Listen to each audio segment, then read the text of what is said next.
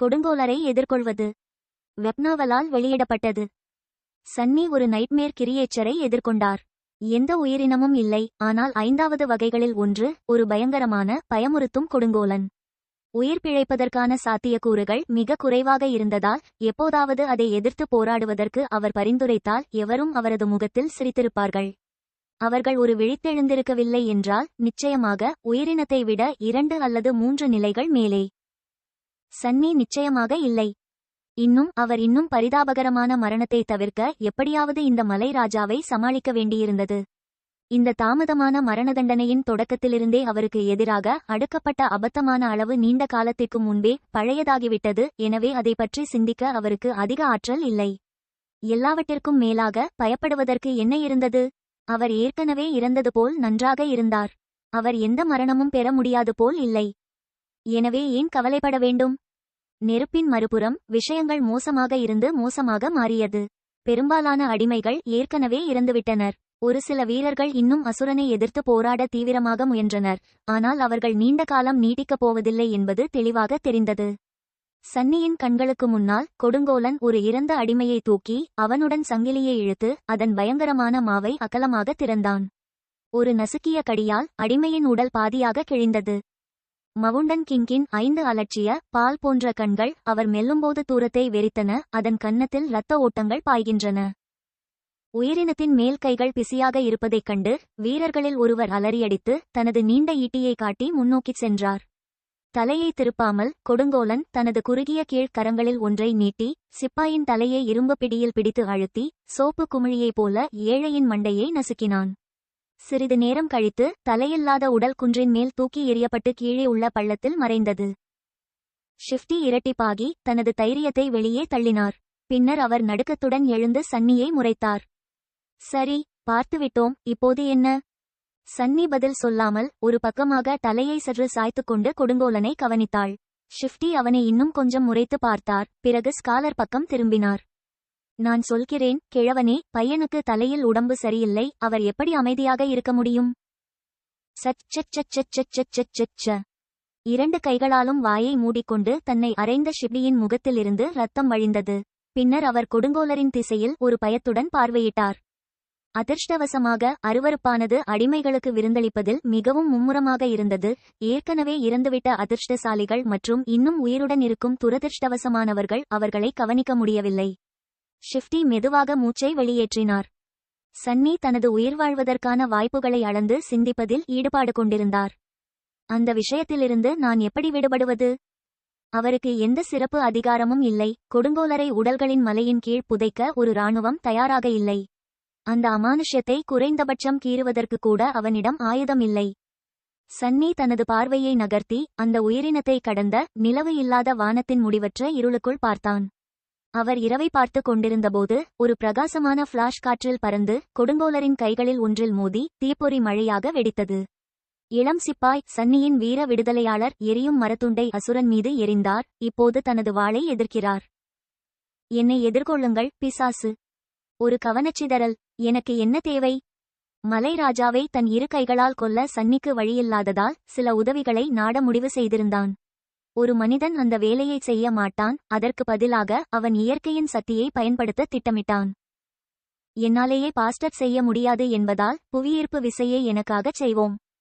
இளம் ஹீரோவின் முட்டாள்தனமான துணிச்சல் ஒரு வாய்ப்பை வழங்கியபோது அவர் திட்டத்தின் விவரங்களை பற்றி யோசித்துக் கொண்டிருந்தார். இப்போது எல்லாம் ஆடம்பரமான முட்டாள் எவ்வளவு காலம் உயிருடன் இருக்க முடியும் என்பதை பொறுத்தது. என்னுடன் வா.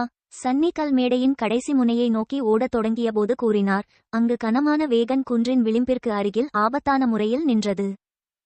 ஷிஃப்டி மற்றும் ஸ்காலர் ஒரு சந்தேகத்திற்குரிய தோற்றத்தை பகிர்ந்து கொண்டனர். ஆனால் பின் தொடர்ந்தனர். ஒருவேளை அவரது அமைதியை நம்பிக்கையுடன் குழப்பியிருக்கலாம் அல்லது தெய்வீக உத்வேகமாக இருக்கலாம். எல்லாவற்றிற்கும் மேலாக பைத்தியம் பிடித்தவர்கள் பெரும்பாலும் கடவுள்களால் விரும்பப்படுகிறார்கள் என்பது பரவலாக அறியப்பட்ட உண்மை. அவர்களுக்கு பின்னால் வீரன் கொடுங்கோலனின் நகங்களுக்கு கீழே சுறுசுறுப்பாக குதித்து அதை வாளால் வெட்டினான். கூர்மையான விளிம்பு அழுக்கு ரோமத்தின் குறுக்கே பயனற்ற முறையில் சரிந்தது. உயிரினத்தின் சதையில் ஒரு கீறல் கூட விடவில்லை. அடுத்த நொடியில் கொடுங்கோலன் பயமுறுத்தும் வேகத்தில் நகர்ந்து தனது 4 கைகளையும் புதிய எரிச்சலூட்டும் எதிரியின் திசையில் வீசினான். ஆனால் சன்னிக்கு தெரிய வாய்ப்பில்லை. வண்டியை நெருங்கிக் கொண்டே தன் முழு வேகத்துடன் ஓடிக்கொண்டிருந்தான். அங்கு சென்றதும் அவசரமாக சுற்றும் முற்றும் பார்த்துவிட்டு அருகில் ஏதேனும் லார்வாக்கள் இருக்கிறதா என்று சோதித்து அதன் பின் சக்கரங்களுக்கு நகர்ந்தார். வேகன் கல்மேடையின் மேல் முனையில் விடப்பட்டது. அது குறுகி மீண்டும் சாலையில் திரும்பியது. அது காற்றை தடுக்க பக்கவாட்டாக திரும்பியது. அதன் முன்புறம் மலைச் சுவரை நோக்கியும் பின்புறம் குன்றின் மீதும் இருந்தது. வண்டி பின்னோக்கி உருளாமல் இருக்க பின் சக்கரங்களுக்கு அடியில் 2 பெரிய மர குடைமிளகாய் வைக்கப்பட்டிருந்தது. சன்னி தனது தோழர்களிடம் திரும்பி குடைமிளகாயை காட்டினார். நான் சொன்னதும் 2ஐயும் கழட்டு, அப்புறம் தள்ளு, புரியுதா? என்ன, ஏன்? ஷிஃப்டி அவன் முகத்தில் ஊமை முகத்துடன் அவனை பார்த்தான். அறிஞர் ஆப்புகளை பார்த்தார், பின்னர் கொடுங்கோலரை பார்த்தார். ஹீரோ அதிசயமாக இன்னும் உயிருடன் இருந்தார். அவர் உயிரினத்தின் கைகால்களுக்கு இடையில் நெசவு செய்து கொண்டிருந்தார். எப்போதும் முழுமையாக வெளியேற்றப்படுவதற்கு அரை வினாடி மட்டுமே. அவ்வப்போது அவரது வாள் காற்றில் பளிச்சிட்டது. ஆனால் பயனில்லை. மவுண்டன் கிங்கின் ரோமங்கள் மிகவும் தடிமனாக இருந்தன. மேலும் அவரது தோல் மிகவும் கடினமானது. உலக ஆயுதங்களால் பாதிக்கப்படவில்லை. அந்த இளம் வீரனின் முகத்தில் பயத்தின் சாயல் தெரிந்தது. மற்ற அனைத்து வீரர்களும் சன்னி பார்த்தவரை ஏற்கனவே இறந்துவிட்டனர். அதனால் அவர் இன்னும் சிறிது காலம் வாழ வேண்டும். இன்னும் சாகாதே, அவன் நினைத்தான். ஷிஃப்டியிடம் அவர் வெறுமனே கூறினார், நீங்கள் பார்ப்பீர்கள். அடுத்த கணம் சன்னி மீண்டும் ஓடினார். வண்டியில் பொருத்தப்பட்டிருந்த பிரேசிலிருந்து சங்கிலியை பின்தொடர முயன்றார். உடல்கள், இரத்தம் மற்றும் உள்ளுறுப்புகள் அனைத்தும் கல்மேடையில் சிதறிக் கிடப்பதால் அவர் தேடும் விஷயம் கவனிக்க கடினமாக இருந்தது. ஆனால் ஒருமுறை அதிர்ஷ்டம் அவரை தேடி வந்தது. சிறிது நேரம் கழித்து அவர் தனக்கு தேவையானதை கண்டுபிடித்தார். சங்கிலியின் கிழிந்த முனை. ஒரு அடிமையின் பயங்கரமான சிதைந்த உடலுடன் பூட்டப்பட்ட நிலையில் அருகில் உள்ள கட்டைகளை கண்டுபிடித்து சன்னி முழங்காலில் விழுந்து சாவியுடன் தடுமாடத் தொடங்கினார். ஒரு முணுமுணுத்த அலறல் இருந்தது. ஒரு ஓர பார்வையுடன் ஹீரோ காற்றில் பறப்பதை கவனித்தார். இறுதியாக கொடுங்கோலரின் தாக்குதலால் பிடிபட்டார். நம்ப முடியாத அளவிற்கு இளம் சிப்பாய் தனது காலில் தரையிறங்க முடிந்தது. கற்களுக்கு குறுக்கே பல மீட்டர் சறுக்கினார். அவனுடைய உறுப்புகள் அனைத்தும் இன்னும் இடத்தில் இருந்தன. அவரது உடலிலும் பயங்கர காயங்கள் இல்லை. ஒரு துடிப்பையும் தவிர்க்காமல் ஹீரோ முன்னோக்கிச் சென்றார். அது தரையில் விழுந்த இடத்திலிருந்து தனது வாளை எடுத்தார். பின்னர் மீண்டும் ஒருமுறை சுருட்டினார். இந்த முறை பக்கவாட்டாக உயிரினத்தின் காலிலிருந்து ஒரு கனமான அடியை தவிர்க்கிறார். உருளுகிறதா? இந்த சூழ்நிலையில் யார் நரகம் சுற்றி வருகிறது? நேரத்தை வீணடிக்காமல் இறுதியாக சன்னி கட்டுகளை திறக்க முடிந்தது. அவர்களிடமிருந்து இறந்த அடிமையை அசைத்து அவர் உடனடியாக மீண்டும் ஒருமுறை அவர்களை பூட்டினார். இந்த முறை சங்கிலியை சுற்றி ஒரு தற்காலிக சறுக்கல் மற்றும் ஒரு வளையத்துடன் முடிவடைகிறது. இப்போது எல்லாம் அவனது உறுதி, கை கண் ஒருங்கிணைப்பு மற்றும் அதிர்ஷ்டத்தை பொறுத்தது. வண்டியில் இன்னும் காத்திருந்த ஷிஃப்டி மற்றும் ஸ்காலர் ஆகியோரிடம் திரும்பி அவர் கத்தினார், இப்போது. பின்னர் கணிசமான நீளமான சங்கிலியை எடுத்துக்கொண்டு சன்னி எழுந்து நின்று கொடுங்கோலனை எதிர்கொண்டார். ஹீரோ அவனை அரை பார்வையில் விட்டுவிட்டார். அவனுடைய கண்கள் சங்கிலியில் ஒரு கணம் நிலைத்திருந்தன. பின்னர் வேகமாக வண்டிக்கு பின்தொடர்ந்தன. பின்னர் உணர்ச்சியின் குறிப்பை காட்டாமல் இளம் போர்வீரன் தனது முயற்சிகளை இரட்டிப்பாக்கி உயிரினத்தின் கவனத்தை சன்னியிடம் இருந்து விலக்கினான். அப்படியானால் அவரும் புத்திசாலியா? என்ன ஒரு மோசடி! தேவையற்ற எண்ணங்கள் அனைத்தையும் துடைத்தெறிந்த சன்னி தன் கைகளில் இருந்த சங்கிலியின் எடை, அவனுக்கும் கொடுங்கோலனுக்கும் இடையே உள்ள தூரம் மற்றும் அவனது இலக்கு ஆகியவற்றில் கவனம் செலுத்தினான். நேரம் சற்று குறைவது போல் இருந்தது. தயவு செய்து தவறவிடாதீர்கள். சன்னி தனது முழு பலத்தையும் சேகரித்து ஒரு மீனவர் வலையை வீசுவது போல சங்கிலியை காற்றில் வீசினார். ஹீரோவுக்கும் கொடுங்கோலனுக்கும் இடையிலான சண்டையின் நிலையை மூடியது. பறக்கும்போது வளையம் திறக்கப்பட்டது. சன்னியின் திட்டம் என்னவென்றால் அந்த வளையத்தை அவர்களுக்கு நெருக்கமாக தரையில் வைப்பது. கொடுங்கோலரின் கால்களில் ஒன்று பொறியில் இறங்கியதும் அவர் சங்கிலியை பிடித்து அசுரனின் கணுக்காலை சுற்றி இருக்க முடியும். ஆனால் அவரது திட்டம் அபாரமாக தோல்வியடைந்தது. சொல்லப்போனால் அது ஒரு காட்சியாக இருந்தது. கடைசி நேரத்தில் மவுண்டன் கிங் திடீரென்று பின்வாங்கினார். மேலும் தரையில் விழுவதற்கு பதிலாக சங்கிலி வளையம் அதன் கழுத்தில் சரியாக இறங்கியது. ஒரு வினாடி கழித்து அது இறுக்கமாகி இரும்பு கயிற்றாகச் செயல்பட்டது. சன்னி தன் கண்களை நம்பாமல் ஒரு கணம் உறைந்து போனான். பின்னர் தனது முஷ்டிகளை பிடித்து வெற்றியுடன் காற்றில் அசைப்பதை தடுத்து நிறுத்தினார். ஆம், உள்ளுக்குள் கத்தினான்.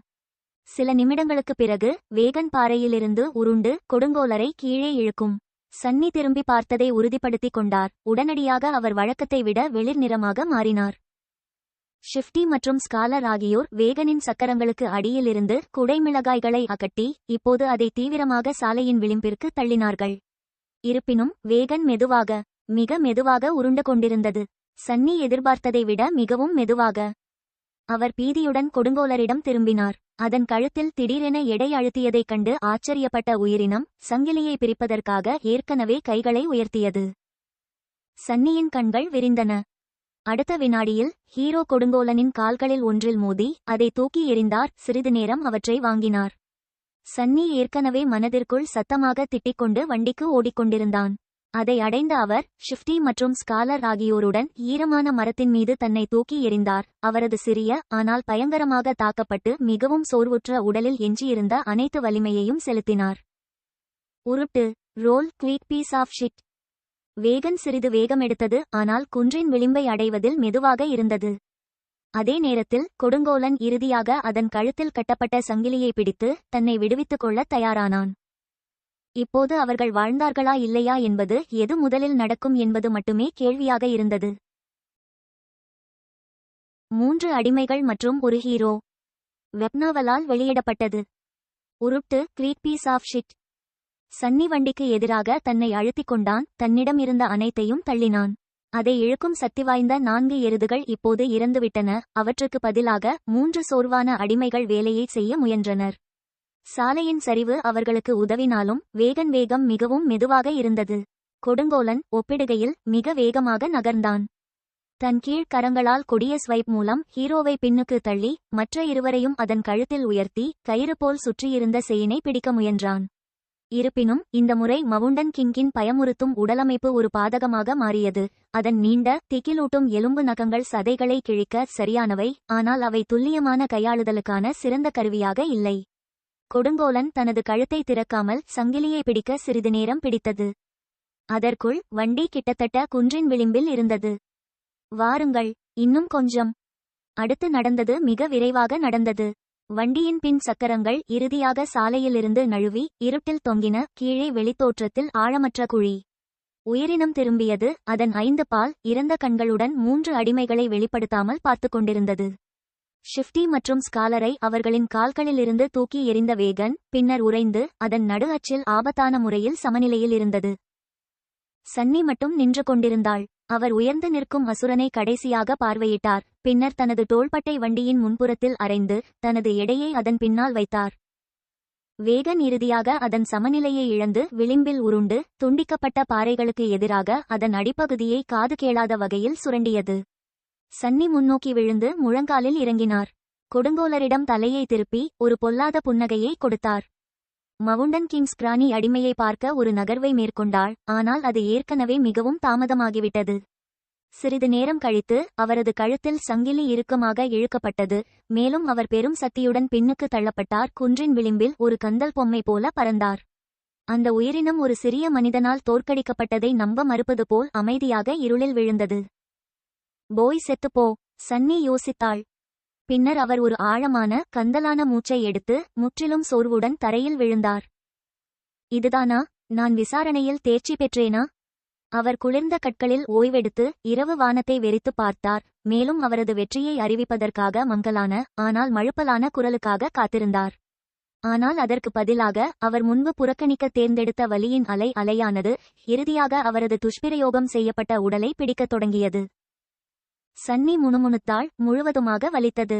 அவரது முதுகில் உள்ள தோல் ஒரு அடிமையின் சாட்டையால் வெட்டப்பட்டது மற்றும் புதிதாக பிறந்த லார்வாவின் எலும்பு கூர்முனைகளால் துளைக்கப்பட்டது. குறிப்பாக வேதனையாக இருந்தது. அவனும் நடுங்க ஆரம்பித்தான். மீண்டும் ஒருமுறை பயங்கரமான குளிரால் வாடினான். இல்லை என்று நினைக்கிறேன். அவரது எண்ணங்கள் மெதுவாகவும் சேரும் சகதியுமாக இருந்தன. நான் வேறு என்ன செய்ய வேண்டும்? அவருக்கு மேலே ஒரு இருண்ட உருவம் தோன்றியது. அது ஹீரோ. எப்போதும் போல் அமைதியாகவும் அழகாகவும் இருந்தது. அவரது கவசத்தில் அழுக்கு மற்றும் கீறல்கள் இருந்தன, இல்லையெனில் இளம் சிப்பாய் நன்றாக இருப்பதாக தோன்றியது. அவன் ஒரு கையை சன்னிக்கு நீட்டினான். எழுந்திரு, நீ உறைந்து போவாய். சன்னி தன் ஃபர்ஸ்ட் நைட்மேர் முடிந்துவிடவில்லை என்பதை ஏற்றுக்கொண்டு பெருமூச்சு விட்டாள். பிறகு பல்லை கடித்துக் கொண்டு ஹீரோவின் உதவிக்கரத்தை அலட்சியப்படுத்தாமல் மெதுவாக எழுந்து நின்றான். அவர்களைச் சுற்றி முற்றாக படுகொலை செய்யப்பட்ட காட்சி இருந்தது.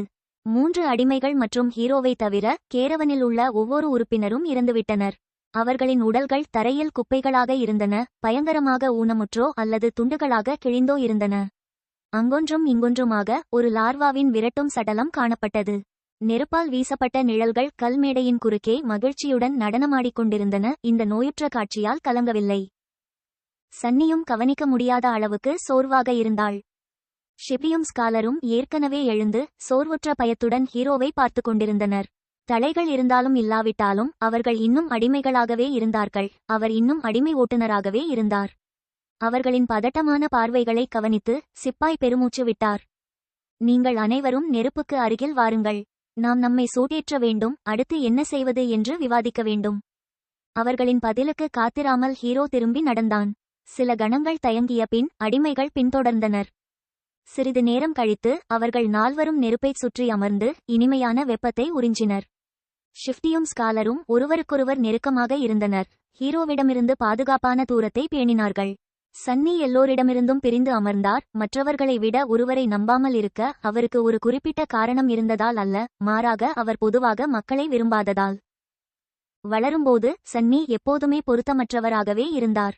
அவர் ஒருவருடன் நெருங்கி பழக முயற்சித்ததில்லை என்பதல்ல, திறமை இல்லாதவராகத்தான் தோன்றியது. அவருக்கும் மற்றவர்களுக்கும் இடையே கண்ணுக்கு தெரியாத சுவர் இருந்தது போல. அவர் அதை வார்த்தைகளில் சொல்ல வேண்டுமானால், சன்னி தனது மூளையில் ஒரு சிறிய ஆனால் முக்கியமான கியர் இல்லாமல் பிறந்ததாக கூறுவார். அது எல்லோருக்கும் உள்ளது. இதன் விளைவாக அவர் அடிக்கடி மனித நடத்தையால் குழப்பமடைந்தார் மற்றும் தடுமாறினார். மேலும் அதை பின்பற்றுவதற்கான அவரது முயற்சிகள் எவ்வளவு விடாமுயற்சியுடன் தவிர்க்க முடியாமல் வீழ்ச்சியடைந்தன. இந்த விசித்திரம் மற்றவர்களை சங்கடப்படுத்தியது. சுருக்கமாக, அவர் சற்று வித்தியாசமானவர். மக்கள் வெறுக்கும் ஒரு விஷயம் இருந்தால் அது அவர்களிடமிருந்து வேறுபட்டது. காலப்போக்கில் சன்னி யாருடனும் நெருங்கி பழகுவதை தவிர்க்க கற்றுக்கொண்டார். மேலும் அவரது வெளியேற்றப்பட்ட பாத்திரத்தில் வசதியாக குடியேறினார். இந்த பழக்கம் அவருக்கு நன்றாகச் சேவை செய்தது. ஏனெனில் அது அவரை தன்னம்பிக்கையடையச் செய்தது மட்டுமல்லாமல் பல சந்தர்ப்பங்களில் நிழலான கதாபாத்திரங்களால் முதுகில் குத்தப்படுவதிலிருந்தும் அவரை காப்பாற்றியது. அதனால்தான் இந்த நைட்மேரின் மீதியை 3 அந்நியர்களுடன் பகிர்ந்து கொள்வதில் அவர் மகிழ்ச்சியடையவில்லை. உரையாடலை தொடங்குவதற்கு பதிலாக சன்னி சிந்தனைகளில் மூழ்கி அமைதியாக அமர்ந்திருந்தாள். சில நிமிடங்களுக்குப் பிறகு ஹீரோவின் குரல் இறுதியாக அமைதியை கலைத்தது. சூரியன் உதித்தவுடன் கிடைக்கும் உணவு மற்றும் தண்ணீரை சேகரித்து மலையிலிருந்து கீழே இறங்குவோம். ஷிப்ரி அவனை எதிர்க்கும் தோற்றத்தை கொடுத்தார். நாம் ஏன் திரும்பிச் செல்ல வேண்டும்? மீண்டும் சங்கிலியில் போடப்பட வேண்டுமா? இளம் இராணுவ வீரர் பெருமூச்சு விட்டார். மலைகளை விட்டு வெளியேறியவுடன் நாங்கள் தனித்தனியாக செல்லலாம். ஆனால் அதுவரை உங்கள் உயிருக்கு நான் பொறுப்பு. மலைப்பாதையின் மேல் செல்லும் பாதை நீண்டது மற்றும் கடினமானது என்பதால் எங்களால் சாலையில் தொடர முடியாது. வண்டியில் சேமித்து வைக்கப்பட்ட பொருட்கள் இல்லாமல் அதைச் செய்வதற்கான வாய்ப்புகள் அதிகமாக இல்லை. அதனால்தான் திரும்பிச் செல்வது எங்கள் சிறந்த நம்பிக்கை. அறிஞர் வாயை திறந்தார். ஏதோ சொல்ல திட்டமிட்டார். ஆனால் அதை நன்றாக யோசித்து அமைதியாக இருந்தார். ஹீரோவின் பகுத்தறிவு வார்த்தைகளால் ஷிஃப்டி சபிக்கப்பட்டார். நாங்கள் கீழே செல்ல முடியாது. அவர்கள் மூவரும் சன்னியின் குரலை கேட்டு ஆச்சரியமடைந்து பக்கம் திரும்பினர். ஷிஃப்டி ஒரு சிரிப்புடன் குறைத்து சிப்பாயை பார்த்தார். அவன் சொல்வதை கேட்காதே, உன் ஆண்டவரே. இந்தச் சிறுவன் தெய்வங்களால் தீண்டப்பட்டிருக்கிறான். அவன் பைத்தியக்காரன். நான் சொல்ல வருவது இதுதான். ஹீரோ அடிமைகளை பார்த்து முகம் சுளித்தார். இந்த குழந்தையின் துணிச்சலால்தான் நீங்கள் இருவரும் உயிருடன் இருக்கிறீர்கள். அவரை இப்படி கேவலப்படுத்த உங்களுக்கு வெட்கமாக இல்லையா? தான் வெட்கப்படவில்லை என்பதை காட்டி ஷிப்ரி தோள்களை குலுக்கினான். இளம் படைவீரன் தலையை ஆட்டினான். நான் அவருடைய நியாயத்தை கேட்க விரும்புகிறேன். சொல்லுங்கள், நாம் ஏன் கீழே போகக்கூடாது? அனைவரின் கவனத்தையும் மையமாக வைத்து அசௌகரியமாக மாறினாள் சன்னி. எதுவும் இல்லை. வெப்னாவலால் வெளியிடப்பட்டது. ஏனென்றால் அசுரன் இறக்கவில்லை. இந்த அச்சுறுத்தும் வார்த்தைகள் அமைதியில் தொங்கின. 3 ஜோடி கண்கள் விரிந்து சன்னியை சரியாக பார்த்தன. ஏன் அப்படிச் சொல்கிறாய்? அதை பற்றி யோசித்த பிறகு கொடுங்கோலன் இன்னும் உயிருடன் இருக்கிறார் என்ற முடிவுக்கு சன்னி வந்தார். அவரது நியாயம் மிகவும் நேரடியானது. குன்றிலிருந்து விழுந்த பிறகு உயிரினத்தை கொன்றதற்காக மந்திரம் அவரை வாழ்த்துவதை அவர் கேட்கவில்லை. அது கொல்லப்படவில்லை என்று அர்த்தம். ஆனால் அவனால் அதை அவனது தோழர்களுக்கு விளக்க முடியவில்லை. அவர் சுட்டிக்காட்டினார். அசுரன் நம்ப முடியாத உயரத்தில் இருந்து இந்த மேடையில் தரையிறங்க குதித்தார். ஆனாலும் அதற்கு எந்த பாதிப்பும் ஏற்படவில்லை. அது ஏன் மேடையில் இருந்து விழுந்து கொல்லப்படும்? ஹீரோவோ அல்லது அடிமைகளோ அவருடைய வாதத்தில் ஒரு குறையை கண்டுபிடிக்க முடியவில்லை. சன்னி தொடர்ந்தார். அது இன்னும் உயிருடன் இருக்கிறது என்று அர்த்தம். மலையின் கீழே எங்கோ இருக்கிறது. எனவே திரும்பிச் செல்வதன் மூலம் அதன் மாவுக்கு நம்மை ஒப்படைப்போம்.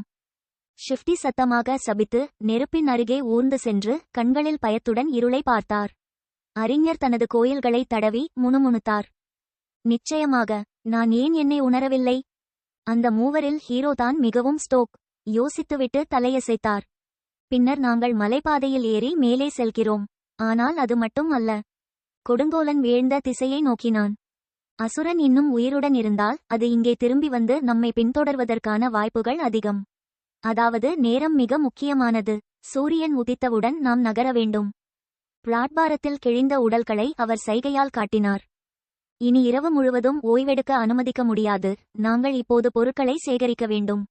வாய்ப்பு இருந்தால் அவர்களிடமிருந்து முடிந்த அனைத்தையும் சேகரித்த பிறகு இந்த மக்களுக்கு ஒரு அடக்கமான அடக்கத்தையாவது கொடுக்க விரும்புகிறேன். ஆனால் ஐயோ, விதி வேறுவிதமாக முடிவு செய்துள்ளது.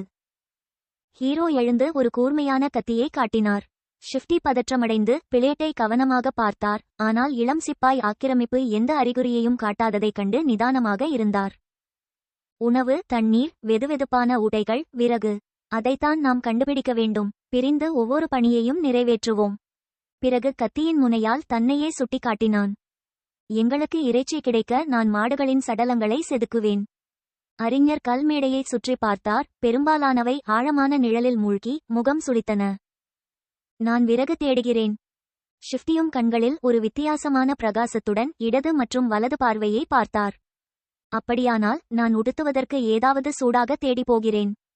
கடைசியாக எஞ்சியவர் சன்னி. ஹீரோ அவரை நீண்ட பார்வை கொடுத்தார். எங்கள் தண்ணீரின் பெரும்பகுதி வண்டியில் சேமிக்கப்பட்டது. ஆனால் என் வீழ்ந்த சகோதரர்கள் ஒவ்வொருவரும் ஒரு கொடியை ஏந்தியிருந்தனர். நீங்கள் காணக்கூடியவர்களைச் சேகரிக்கவும். சிறிது நேரம் கழித்து நிழலில் மறைந்திருக்கும் நெருப்பிலிருந்து வெகு தொலைவில் சன்னி ஏற்கனவே அரை டஜன் கொடிகளுடன் இறந்த வீரர்களை தேடிக்கொண்டிருந்தார். குளிரில் நடுங்கி கடைசியாக தோல்கவசம் அணிந்த உடைந்த உடம்பில் தடுமாறினான். வயதான படைவீரர் ஹீரோவின் குடுவையை ஏற்க முயன்றதற்காக அவரை தாக்கியவர் மோசமாக காயமடைந்து இறந்துவிட்டார். ஆனால் அதிசயமாக இன்னும் உயிருடன் ஒட்டிக்கொண்டார். பயங்கரமான காயங்கள் அவரது மார்பையும் வயிற்றையும் மூடியிருந்தன. மேலும் அவர் மிகவும் வேதனையில் இருந்தார். அவரது நேரம் ஓடிக்கொண்டிருந்தது.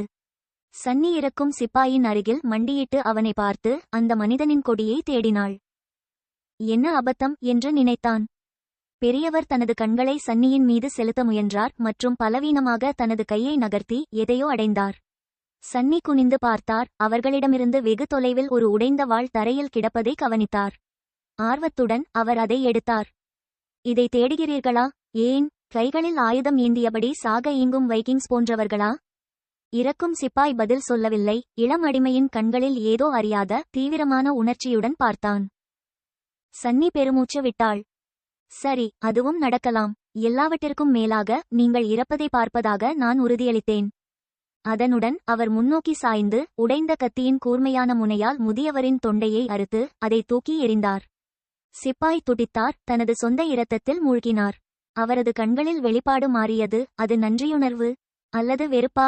சன்னிக்கு தெரியாது. மாயையோ இல்லையோ, அவர் ஒரு மனிதனை கொல்வது இதுவே முதல் முறை. சன்னி குற்ற உணர்வு அல்லது பயத்தை உணருவார் என்று எதிர்பார்த்தார். ஆனால் உண்மையில் எதுவும் இல்லை. நல்லதோ கெட்டதோ, நிஜ உலகில் அவனது குரூரமான வளர்ப்பு அவனை இந்த கணத்திற்கு நன்கு தயார்படுத்தியதாக தோன்றியது. இந்த கடைசி பயணத்தில் அவருக்கு துணையாக இருந்த முதியவரின் அருகில் அமைதியாக அமர்ந்தார். சிறிது நேரம் கழித்து மந்திரவாதியின் குரல் அவன் காதில் கிசுகிசுத்தது. நீங்கள் ஒரு செயலற்ற மனிதனை கொன்றுள்ளீர்கள், பெயர் தெரியவில்லை. சன்னி திடுக்கிட்டாள். ஓ சரி, மந்திரத்தை பொறுத்தவரை மக்களை கொல்வதும் ஒரு சாதனைதான். இதை பொதுவாக வெப்டூன்களிலும் நாடகங்களிலும் காட்டமாட்டார்கள். அந்த உண்மையை பதிவு செய்து தள்ளிவிட்டார்.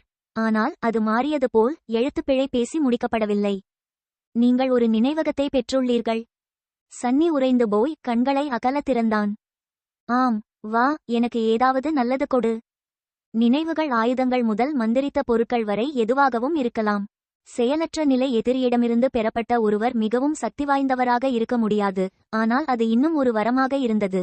எடையற்ற மற்றும் கண்டறிய முடியாத எளிய சிந்தனையுடன் ஒன்றுமில்லாத நிலையில் இருந்து வரவழைக்க முடியும். ஒரு நினைவகம் நம்ப முடியாத அளவிற்கு பயனுள்ளதாக இருந்தது. மேலும் என்னவென்றால், உடலியல் விஷயங்களைப் போலல்லாமல் அதை அவருடன் உண்மையான உலகத்திற்கு கொண்டு வர முடியும். புறநகரில் அப்படி ஏதாவது இருப்பதன் நன்மையை மிகைப்படுத்துவது கடினம். ஒரு ஆயுதம், வாளை கொடு. ஒரு நினைவகம் கிடைத்தது, சில்வர் பெல். சன்னி ஏமாற்றத்துடன் பெருமூச்சு விட்டாள். சரி, என் அதிர்ஷ்டத்துடன் நான் என்ன எதிர்பார்த்தேன்? இருப்பினும் இந்த விஷயம் விசாரிக்கப்பட வேண்டியதாக இருந்தது. அழிவுகரமான ஒலி அலைகளை அனுப்புவது அல்லது உள்வரும் எரிகணைகளை விரட்டுவது போன்ற சக்தி வாய்ந்த மயக்கம் அதற்கு இருக்கலாம். சன்னி ரன்களை வரவழைத்து சில்வர் பெல் வார்த்தைகளில் கவனம் செலுத்தினார். உடனே அவரது கண்களுக்கு முன்னால் ஒரு சிறிய மணியின் உருவம் தோன்றியது, கீழே ஒரு குறுகிய உரையுடன். சில்வர் பெல் நீண்ட காலமாக இழந்த வீட்டின் ஒரு சிறிய நினைவுச் சின்னம், ஒரு காலத்தில் அதன் உரிமையாளருக்கு ஆறுதலையும் மகிழ்ச்சியையும் தந்தது. அதன் தெளிவான ஒலியை மைல்களுக்கு அப்பால் இருந்து கேட்க முடியும். என்ன ஒரு முட்டாள்தனம், சன்னி நினைத்தார். மனச்சோர்வடைந்தார். அவனுடைய முதல் நினைவாற்றல் மிகவும் பயனற்றதாக மாறியது. அவன் வைத்திருந்த எல்லாவற்றையும் போலவே எழுத்துப்பிழை அவரை எவ்வாறு நடத்துகிறது என்பதில் அவர் ஒரு கருப்பொருளை பார்க்கத் தொடங்கினார். பரவாயில்லை. சன்னி ரன்களை நிராகரித்தார். பின்னர் இறந்தவரின் ஃபர் க்ளோக் மற்றும் சூடான உறுதியான தோல் காலணிகளை அகற்றுவதில் மும்முரமாக ஈடுபட்டார். ஒரு அதிகாரியாக இந்த ஆடைகளின் தரம் எளிய வீரர்களின் தரத்தை விட அதிகமாக இருந்தது. அவற்றை அணிந்த பிறகு அந்த இளம் அடிமை இறுதியாக நைட்மேர் தொடங்கியதிலிருந்து முதல் முறையாக சூடாக உணர்ந்தார். நெருப்புக்கு அருகில் அவர் செலவழித்த குறுகிய நேரத்தை கருத்தில் கொள்ளவில்லை. சரியானது என்று அவர் நினைத்தார். மேலங்கியில் சிறிது இரத்தக்களறி இருந்தது, ஆனால் மீண்டும் சன்னியும் அப்படித்தான். இருளின் முக்காட்டை தன் பதட்டமான கண்களால் எளிதில் துளைத்துக்கொண்டு சுற்றி பார்த்தான். ஹீரோவும் அறிஞரும் இன்னும் தங்கள் பணிகளுக்கு நடுவே இருந்தனர். ஷிஃப்டி குளிர்கால ஆடைகளை தேடிக் கொண்டிருந்தார், ஆனால் பேராசையுடன் இறந்த ஆண்களின் விரல்களிலிருந்து மோதிரங்களை இழுத்துக் கொண்டிருந்தார். அவர்கள் கண்டுகொள்ளாமல் சன்னி தயங்கினார். அவர் உண்மையில் விஷயங்களை நன்றாக யோசித்திருக்கிறாரா என்று எண்ணினார். அவரது தோழர்கள் நம்ப முடியாதவர்கள். எதிர்காலம் மிகவும் நிச்சயமற்றதாக இருந்தது. நைட்மேரை கடந்து செல்வதற்கான தேவைகள் கூட ஒரு மர்மமாகவே இருந்தன. அவர் எடுக்கும் எந்த முடிவும் ஒரு சூதாட்டமாக இருந்திருக்கும். இன்னும் அவர் உயிர் வாழ வேண்டுமானால் சிலவற்றை உருவாக்க வேண்டும். யோசித்து நேரத்தை வீணாக்காமல் சன்னி கொடிகளை எடுத்து பெருமூச்சு விட்டார். அவர்கள் இரவு முழுவதும் நெருப்புக்கு எதிராக முதுகில் அமர்ந்து இரவை பயத்துடன் பார்த்து கொண்டிருந்தனர். சோர்வு இருந்தபோதிலும் யாராலும் தூங்க முடியவில்லை. உயிர் பிழைத்த 4 பேரை முடிக்க கொடுங்கோலன் திரும்பி வருவதற்கான சாத்தியம் மிகவும் பயமாக இருந்தது.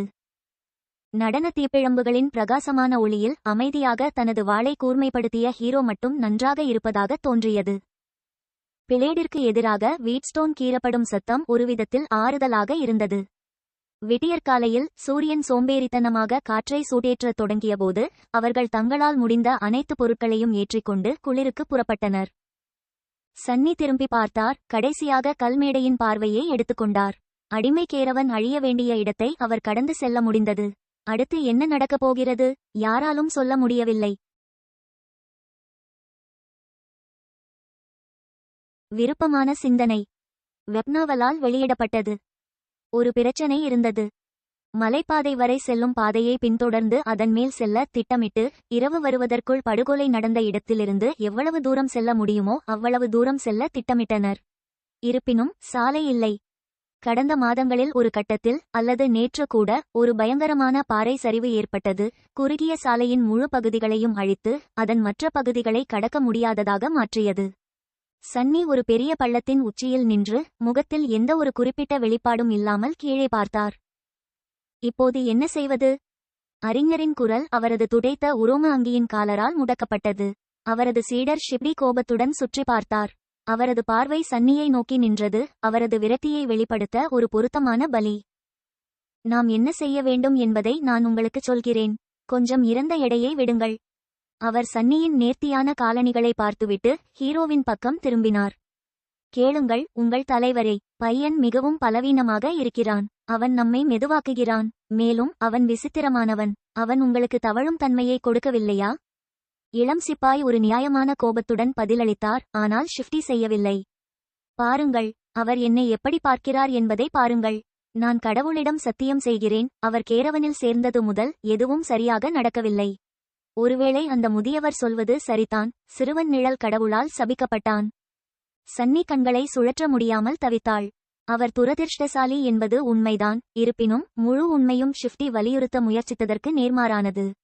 அடிமை கேரவனுக்கு அவர் துரதிர்ஷ்டத்தை ஈர்த்தது அல்ல, மாறாக கேரவன் தொடங்குவதற்கு அழிந்ததால்தான் அவர் இங்கே முடித்தார். அறிஞர் தொண்டையைச் செருமினார். ஆனால் நான் அப்படி சொன்னதில்லை. என்ன இருந்தாலும் சரி, ஒருவேளை அவனை ஒழித்துவிடக்கூடாதா? எப்படியும் அவனால் அதிக காலம் தொடர முடியாது. அறிஞர் சன்னிக்கு ஒரு வித்தியாசமான தோற்றத்தை கொடுத்தார். ஒருவேளை சன்னிக்கு சித்தப்பிரமை வந்திருக்கலாம், ஆனால் வயதான அடிமையின் கண்களில் கொஞ்சம் குளிர்ச்சியை கணக்கிடுவது போல் தோன்றியது. இறுதியாக அறிஞர் தலையை ஆட்டினார். அவசரப்பட வேண்டாம் நண்பரே, பையன் பின்னர் பயனுள்ளதாக இருக்கும். ஆனால் அவர்களின் சண்டைக்கு முற்றுப்புள்ளி வைத்து ஹீரோ இறுதியாக பேசினார். நாங்கள் யாரையும் விட்டுவிடப் போவதில்லை. அவர் இன்னும் எவ்வளவு காலம் பொறுத்துக்கொள்ள முடியும்? உங்களைப் பற்றி கவலைப்படுங்கள். ஷிஃப்டி பற்களை இறுக பற்றிக் கொண்டார், ஆனால் பின்னர் ஒரு கையை அசைத்தார். சரி, அப்புறம் என்ன செய்வது? அவர்கள் நால்வரும் உடைந்த சாலையை பார்த்தனர். பின்னர் மலையின் சரிவில் இறுதியாக மேலே விழுந்த பாறைகளால் ஒரு சுத்த குன்றின் சுவர் உடைந்தது. சிறிது மௌனத்திற்கு பிறகு அறிஞர் இறுதியாக பேசினார். உண்மையில் பழைய நாட்களில் மலையின் உச்சிக்கு செல்லும் பாதை இருந்தது. அது சில சமயங்களில் யாத்ரீகர்களால் பயன்படுத்தப்பட்டது. பின்னர் பேரரசு பாதையின் சில பகுதிகளை விரிவுபடுத்தி அதன் மேல் சரியான சாலையை அமைத்தது. இப்போது சிகரத்திற்கு பதிலாக மலைப்பாதைக்கு செல்கிறது. நிச்சயமாக. நிமிர்ந்து பார்த்தான். அசல் பாதையின் எச்சங்கள் இன்னும் எங்காவது மேலே இருக்க வேண்டும். நாம் அதை அடைந்தால் சாலையின் சேதமடையாத பகுதிக்கு திரும்பிச் செல்ல முடியும். எல்லோரும் அவனது பார்வையை பின்தொடர்ந்தனர். துரோகமான சரிவில் ஏறும் வாய்ப்பில் அசௌகரியமாக மாறினர். ஹீரோவை தவிர நிச்சயமாக அவர் ஒரு துறவியைப் போல அமைதியாக இருந்தார். பாறை சரிவு காரணமாக சரிவு இப்போது கிட்டத்தட்ட செங்குத்து சுவர் இல்லை, ஆனால் இன்னும் சாய்வு மிகவும் கூர்மையாக இருந்தது. ஷிஃப்டி முதலில் பேசியவர். அது ஏறுமா? உனக்கு பைத்தியமா? அறிஞர் உதவியின்றி தோள்களை குலுக்கினார். உங்களுக்கு நல்ல யோசனை இருக்கிறதா? யாரும் செய்யவில்லை. சிறிது தயாரிப்புக்கு பிறகு அவர்கள் ஏறத் தொடங்கினர். ஷிஃப்டி மற்றும் ஸ்காலர் பிடிவாதமாக இறந்த சிப்பாயின் உடல்களிலிருந்து அவர்கள் எடுத்த ஆயுதங்களை எடுத்துச் சென்றனர். ஆனால் சன்னி சற்று வருத்தத்துடன் புதிதாக கிடைத்த குறுகிய வாளை விட்டுவிட முடிவு செய்தார். இந்த ஏறுதல் அவர்களின் சகிப்புத்தன்மையின் எல்லையை சோதிக்கப் போகிறது என்பதை அவர் அறிந்திருந்தார். வாள் இப்போது அவ்வளவு கனமாக இருப்பதாக தெரியவில்லை, ஆனால் ஒவ்வொரு கூடுதல் கிராம் எடையும் மிக விரைவில் ஒரு டன் போல் உணரப்படும். குழுவின் பலவீனமான உறுப்பினராக அவர் ஏற்கனவே தொடர போராடிக் கொண்டிருந்தார், எனவே அதிக தேர்வுகள் இல்லை. சில கிலோகிராம் இரும்பை சிந்துவது சரியான செயல். அவரது தோள்களில் பொருட்களை ஏற்றிக்கொண்டு மலைப்பாதையில் நடப்பது ஏற்கனவே கடினமாக இருந்தது, ஆனால் மலையின் மீது ஏறுவது ஒரு சுத்தமான சித்திரவதையாக மாறியது. அரை மணி நேரம் கழித்து நுரையீரல் வெடிக்கும் தருவாயில் இருந்த நிலையில் தசைகள் உருகப்போவது போல் உணர்ந்தான். பல்லை கடித்துக் கொண்டு சன்னி முன்னும் பின்னும் நகர்ந்தார். அவர் தனது அடிவருடியை பார்க்கவும் தன்னை தொடர்ந்து நினைவுபடுத்திக் கொள்ள வேண்டியிருந்தது. இந்த நிலையற்ற பனிக்கட்டி சரிவில் ஒரு மனிதனை துள்ளி குதித்து மரணத்திற்கு அனுப்ப ஒரு தவறான அடி போதுமானதாக இருந்தது. இனிமையான ஒன்றை பற்றி மட்டும் சிந்தியுங்கள் என்று அவர் நினைத்தார். ஆனால் அவர் என்ன மகிழ்ச்சியான எண்ணங்களை வரவழைக்க முடியும்? வேறு எதையாவது கொண்டு வர தவறிய சன்னி இந்த விசாரணையின் முடிவில் தனக்கு என்ன வெகுமதி கிடைக்கும் என்று கற்பனை செய்யத் தொடங்கினார். எழுத்துப்பிழை மூலம் விழித்தெழுந்தவருக்கு கொடுக்கப்பட்ட மிக முக்கியமான விஷயம் முதல் கனவின் வரம்.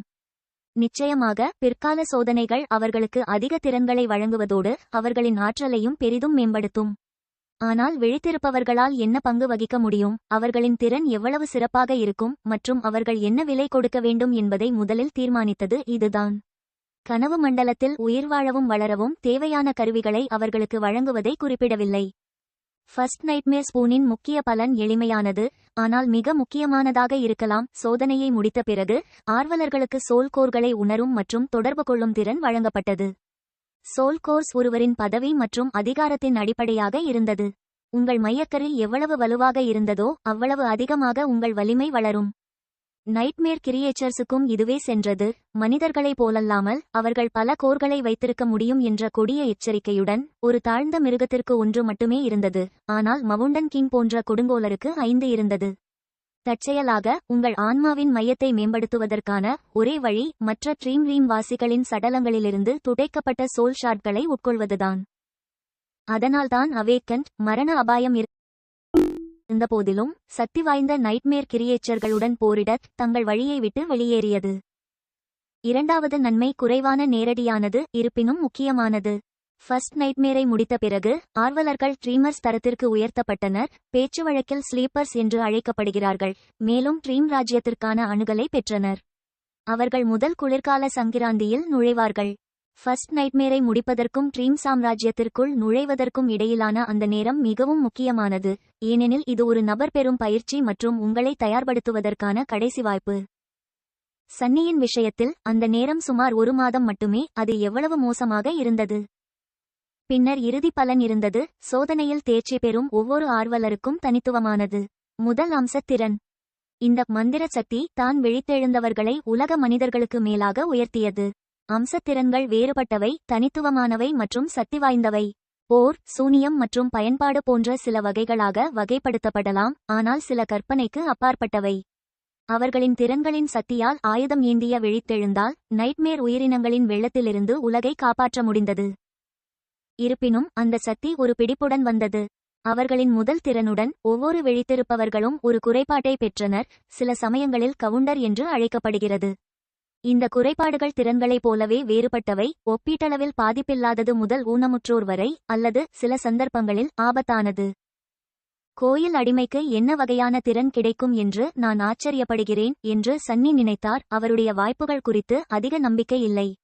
மறுபுறம் குறைபாடுகளின் தேர்வு கிட்டத்தட்ட வரம்பற்றதாக தெரிகிறது. இந்த தோல்வியின் முடிவில் எனது அம்சம் உருவாகும் என்று நம்புவோம். அல்லது இன்னும் சிறப்பாக, முழுமையாக மாறுங்கள். ஆர்வலர் குறிப்பாக சிறப்பாக செயல்பட்டால் அவர் கொடுக்கப்பட்ட அம்சம் ஆரம்பகால பரிணாமத்திற்கு செல்லும் வாய்ப்பு இருந்தது. சோல் கோர்ஸை போலவே அம்சங்களும் ஆற்றல் மற்றும் அரிதான தன்மையின் அடிப்படையில் தரவரிசைகளை கொண்டிருந்தன. மிக குறைந்த ரேங்க் செயலற்ற நிலை என்று அழைக்கப்பட்டது. அதைத் தொடர்ந்து விழித்தெழுந்தது, ஏறியது, ஆழ்நிலையானது, உச்சமானது, புனிதமானது மற்றும் தெய்வீகமானது. கடைசியாக யாரும் பார்த்ததில்லை என்றாலும் அது என்னை ஏமாற்றிய அளவுக்கு. எழுத்துப்பிழை. அதற்கு ஏதேனும் மனசாட்சி இருந்தால் குறைந்தபட்சம் ஒரு விழித்தெழுந்த அம்சத்தையாவது எனக்கு தர வேண்டும். சரியா? அல்லது ஏறுமுகமாக இருக்கலாம். இறுதியாக ஒரு உண்மையான பெயரை பெறுவதற்கான ஒரு சிறிய வாய்ப்பு இருந்தது. எழுத்துப்பிழையால் அதன் விருப்பமான விழித்தெழுந்தவருக்கு வழங்கப்பட்ட ஒரு கௌரவ பட்டம் போன்றது. பெயரால் எந்த பயனும் இல்லை, ஆனால் ஒவ்வொரு பிரபலமான விழிப்பும் ஒன்று இருப்பதாக தோன்றியது. இது மிக உயர்ந்த சிறப்பின் அடையாளமாக கருதப்பட்டது. இருப்பினும் அவர்களின் முதல் கனவின் போது உண்மையான பெயரை பெற முடிந்தவர்களின் எண்ணிக்கை மிகவும் சிறியதாக இருந்தது. சன்னி அதை பற்றி யோசிக்கக்கூட இல்லை. சிறப்பு யாருக்கு வேண்டும்? எனக்கு அதிகாரம் கொடு. ஆசையாக நினைக்கும் இந்த முயற்சி தன்னை மேலும் மன உளைச்சலுக்கு ஆளாக்கியது, மேலும் கோபமடையச் செய்தது என்று அவர் சபித்தார். கனவு காண்பது எனக்கு அலர்ஜியாக இருக்கலாம். அத்தகைய ஒவ்வாமை உண்மையில் முரண்பாடாக இருக்கும். அவர் தனது மீதமுள்ள வாழ்க்கையின் பாதியை கனவு சாம்ராஜ்யத்தில் செலவிட விதிக்கப்பட்டார். அவர் அங்கு செல்வதற்கு நீண்ட காலம் உயிர் பிழைத்தால் கூட. இருப்பினும் சன்னியின் மனப்பிழைப்பு முற்றிலும் பயனற்றதாக இல்லை. கால்களுக்கு கீழே வழுக்கும் பாறைகளிலிருந்து மேலே பார்த்தபோது சூரியன் ஏற்கனவே கணிசமாக குறைவாக இருப்பதை கவனித்தார். யோசித்து பார்த்தால் காற்றும் குளிர்ச்சியாக இருப்பது போல் தோன்றியது. குறைந்தபட்சம் இது எனக்கு நேரத்தை கடக்க உதவியது, சன்னி நினைத்தார். இரவு நெருங்கிக் கொண்டிருந்தது.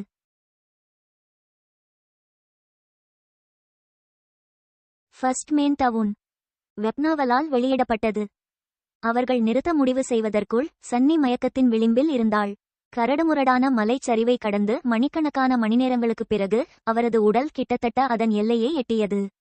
இருப்பினும் அனைவரையும் ஆச்சரியப்படுத்தும் வகையில் ஷிஃப்டி அவரை விட மோசமாக செயல்படுவது போல் தோன்றியது.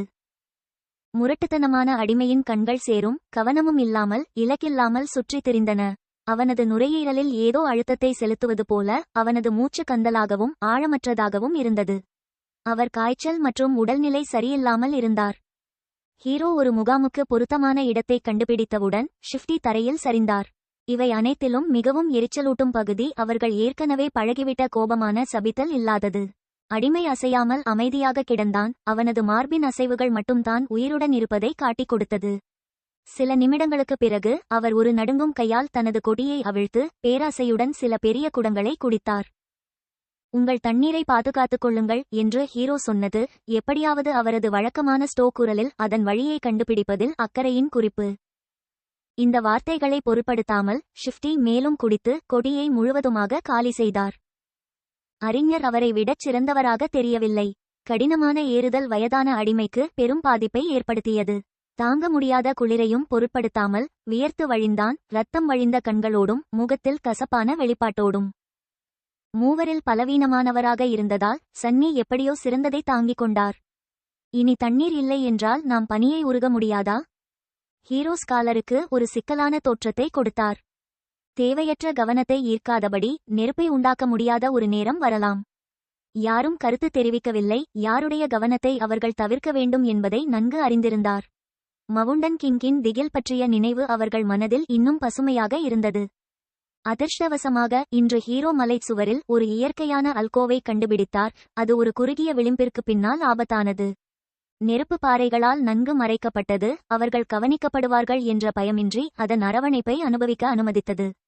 யாரும் பேசும் மனநிலையில் இல்லை. அதனால் அவர்கள் எருது இறைச்சியின் துண்டுகளை நெருப்புக்கு மேலே வறுத்து மௌனமாக சாப்பிட்டார்கள். வானம் முற்றிலும் கருமையாகிவிட்ட நேரத்தில் ஷிஃப்டியும் ஸ்காலரும் ஏற்கனவே தூங்கிக் கொண்டிருந்தனர். ஹீரோ தனது வாளை எடுத்து பாறையின் விளிம்பிற்கு சென்றார். நீங்களும் ஓய்வெடுக்க முயற்சி செய்யுங்கள். நான் முதல் கடிகாரத்தை எடுத்துக்கொள்கிறேன். சன்னி அவருக்கு ஒரு தலையசைத்துவிட்டு களைப்பாக இறந்து கிடந்தார். ஒரு கனவுக்குள் தூங்குவது அவருக்கு ஒரு புதிய அனுபவமாக இருந்தது. ஆனால் எதிர்பாராத விதமாக அது மிகவும் சாதாரணமானது. அவன் தலை தரையை தொட்டவுடன் அவனது உணர்வு இருளில் மூழ்கியது. ஒரு நொடி மட்டுமே உணர்ந்த பிறகு யாரோ அவரை மெதுவாக அசைத்தார்கள். குரோகி மற்றும் திசை திருப்பப்பட்ட சன்னி சில முறை கண் சிமிட்டினார். இறுதியாக ஹீரோ தனக்கு மேலே வட்டமிடுவதை கவனித்தார். இவை இரண்டும் நன்றாக இல்லை. அதனால் அவர்கள் குணமடைய சிறிது அவகாசம் கொடுப்பது நல்லது. சூரியன் உதிக்க ஆரம்பித்தவுடன் தீப்பிழம்புகள் அணைந்து எங்களை எழுப்ப வேண்டாம். அல்லது மிருகம் தோன்றினால். சன்னி மௌனமாக எழுந்து ஹீரோவுடன் இடம் மாறினார். அவர் தீயில் 1-2 மரக்கட்டைகளைச் சேர்த்து விரைவில் அயர்ந்து தூங்கினார். சில மணி நேரங்கள் அவர் தனியாக இருந்தார். வானம் கருப்பாக இருந்தது. மங்கலான நட்சத்திரங்கள் மற்றும் புதிதாக பிறந்த சந்திரனின் கூர்மையான பிறை. இருப்பினும் மலையைச் சூழ்ந்திருந்த இருளை துளைக்க அதன் ஒளி போதுமானதாக இல்லை. சன்னியின் கண்களால் மட்டுமே அப்படி செய்ய முடியும் என்று தோன்றியது. அவர்கள் வந்த வழியை பார்த்து அமைதியாக அமர்ந்திருந்தார். முந்தைய நாளில் அவர்கள் மிகவும் உயரமாக ஏற முடிந்தது என்ற போதிலும் அவர் சாலையின் தொலைதூர நாடாவை பார்க்க முடிந்தது. கொடுங்கோலனுடன் சண்டை நடந்த கல்மேடையில் கூட அவரால் கண்டுபிடிக்க முடிந்தது. கற்களை சிதறடிக்கும் சிறிய புள்ளிகள் அடிமைகளின் இறந்த உடல்கள். அவர் அவர்களை பார்த்து கொண்டிருக்கும் போது குன்றின் அடியில் இருந்து ஒரு கருமையான உருவம் மெதுவாக மேடையில் ஊர்ந்து வந்தது. அது சிறிது நேரம் அசையாமல் இருந்து அதன் நகங்களை தரையில் உரசிக்கொண்டு முன்னோக்கி நகர்ந்தது. ஒவ்வொரு முறையும் ஒரு நகம் உடலில் ஒன்றின் மீது பட்டால் கொடுங்கோலன் அதை பிடுங்கி அதன் மாவுக்கு கொண்டு வருவார். காற்று சன்னியின் காதுகளுக்கு எலும்புகளை நசுக்கும் சத்தத்தை கொண்டு வந்தது. அவர் திடுக்கிட்டார். தற்செயலாக ஒரு சிறிய பாறையை விளிம்பிலிருந்து தள்ளினார். அது விழுந்து சரிவில் மோதி பின்னர் கீழே உருண்டு மேலும் சிலவற்றை பின்தொடர்ந்தன. இந்த விழும் பாறைகளின் சத்தம் அமைதியான இரவில் இடிபோல் ஒலித்தது. வெகு கீழே கொடுங்கோலன் திடீரென்று தலையை திருப்பி சன்னியை நேரடியாக பார்த்தான். சன்னி உறைந்து போனாள், பயந்து போனாள். சின்ன சின்ன சத்தம் கூட எழுப்ப பயமாக இருந்தது. சிறிது நேரம் மூச்சு விடக்கூட மறந்தான். கொடுங்கோலன் எதுவும் செய்யாமல் அவனை நேருக்கு நேர் பார்த்து கொண்டிருந்தான். சில வேதனையான நொடிகள் கடந்துவிட்டன. ஒவ்வொன்றும் ஒரு நித்தியம் போல் உணர்ந்தன. பின்னர் கொடுங்கோலன் அமைதியாக விலகி சன்னியை பார்க்காதது போல் இறந்த அடிமைகளை தொடர்ந்து விழுங்கினான். இது குருட்டுத்தனம். சன்னிக்கு திடீரென்று புரிந்தது. அவர் மூச்சை உள்ளிழுத்து விரிந்த கண்களுடன் மலைராஜாவை பார்த்தார். அது உண்மைதான். உயிரினம் பார்க்க முடியவில்லை. முன்பு நடந்த அனைத்தையும் திரும்பி பார்க்கையில் அவர் தனது யூகத்தை மேலும் மேலும் உறுதி செய்தார். அந்த பால், வெளிப்பாடற்ற கண்கள். யோசித்து பாருங்கள். கொடுங்கோலன் அவர்களை நகர்த்துவதை அவர் பார்த்ததில்லை. மீண்டும் சன்னி வண்டியை குன்றின் மேல் தள்ளும் போது கொடுங்கோலன் வேகன் விழத் தொடங்கிய பின்னரே எதிர்வினையாற்றினான். பாறைகளுக்கு எதிராக உரத்த குரலில் துடைத்தான். நிச்சயமாக இப்போது எல்லாம் புரிந்தது. விடியற்காலையில் சன்னி மற்றவர்களை எழுப்பினார். ஒரு முழு இரவு ஓய்வு ஷிஃப்டி மற்றும் ஸ்காலருக்கு சில நன்மைகளை செய்யும் என்று ஹீரோ நம்பினார். ஆனால் அவரது நம்பிக்கை நசுக்கப்பட்டது. எப்படியோ 2 அடிமைகளும் முன்பை விட மோசமாக தெரிந்தனர். நேற்றைய ஏறுதல் அறிஞரை அதிகமாக அழுத்தியது போல் இருந்தது. இருப்பினும் ஷிஃப்டியின் நிலைமையை எளிமையான அதிகப்படியான உழைப்பால் விளக்க முடியவில்லை. அவர் கொடிய வெளிர் மற்றும் நடுங்கும் அரை மயக்கமான கண்கள் மற்றும் அவரது முகத்தை இழந்த தோற்றத்துடன் இருந்தார். அவனுக்கு என்ன ஆச்சு? தன்னை சரியாகச் செய்யாத அறிஞர் நிராதரவாக தலையை ஆட்டினார். இது மலை நோயாக இருக்கலாம். இது வெவ்வேறு நபர்களை வித்தியாசமாக பாதிக்கிறது. அவரது குரல் கரகரப்பாகவும் பலவீனமாகவும் ஒலித்தது. நான் நன்றாக இருக்கிறேன். அசிங்கங்கள், என் முகத்தை விட்டு வெளியேறு. ஷிஃப்டிக்கு முழு வாக்கியங்களை உருவாக்குவதில் சிக்கல் இருந்தது. ஆனால் அவர் நன்றாக இருப்பதாக இன்னும் வலியுறுத்தினார். ஹீரோ முகத்தைச் சுளித்துவிட்டு அந்த அடிமை தனது சொந்த சுமையுடன் சேர்த்துக் கொள்ளும் முன் அந்த அடிமை எடுத்து செல்ல வேண்டிய பெரும்பாலான பொருட்களை எடுத்துக்கொண்டார். சிறிது தயங்கிய பிறகு சன்னிக்கும் கொடுத்தார். நாம் தூங்கும்போது ஏதாவது நடந்ததா? சன்னி சில நொடிகள் அவனையே உற்று பார்த்தாள். அசுரன் இறந்தவர்களை சாப்பிட்டான். இளம் சிப்பாயின் முகச்சுருக்கம் ஆழமானது. உனக்கு எப்படி தெரியும்? நான் கேட்டேன். ஹீரோ விளிம்பிற்கு நகர்ந்து கீழே பார்த்தார். தொலைதூர கல் மேடையை உருவாக்க முயன்றார். ஒரு நிமிடம் அல்லது அதற்குப் பிறகு அவர் தனது தாடையை இறுக்கிக் கொண்டார். முதல் முறையாக நிச்சயமற்ற அறிகுறிகளை காட்டினார். அப்படியானால் நாம் வேகமாக செல்ல வேண்டும். அனைத்து உடல்களுடன் உயிரினம் முடிந்தால் அது நமக்கு அடுத்ததாக வரும்.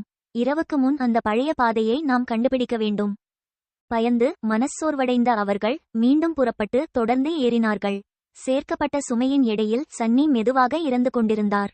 அதிர்ஷ்டவசமாக ஷிஃப்டியும் ஸ்காலரும் ஏற்கனவே தண்ணீரை கொஞ்சம் கொஞ்சமாக குடித்திருந்தனர். இது நரகம் என்று நினைத்தான். அவர்கள் உயர்ந்து உயர்ந்து மேலும் உயர்ந்தனர். சூரியனும் அவர்களுடன் ஏறிக்கொண்டிருந்தான். மெதுவாக உச்சநிலையை நெருங்கினான். பேச்சு இல்லை, சிரிப்பு இல்லை, மூச்சு திணறல் மட்டுமே இருந்தது. தப்பிப்பிழைத்த 4 பேரில் ஒவ்வொருவரும் அவரவர் படிகள் மற்றும் காலடியில் கவனம் செலுத்தினர். இருப்பினும் ஷிஃப்டி மேலும் மேலும் பின்தங்கிக் கொண்டிருந்தார். அவனுடைய பலம் அவனை கைவிட்டது. பின்னர் ஒரு கட்டத்தில் சன்னி ஒரு அவநம்பிக்கையான அலறல் கேட்டது. திரும்பி பார்க்கையில் பீதி கலந்த முகத்தை பார்க்கவே நேரம் கிடைத்தது. பின்னர் ஷிஃப்டி பின்னோக்கி விழுந்தார். அவரது கால் பனி மூடிய பாறையில் நழுவியது. அவர் தரையில் பலமாக மோதி கீழே உருண்டு இன்னும் எதையாவது பிடிக்க முயன்றார்.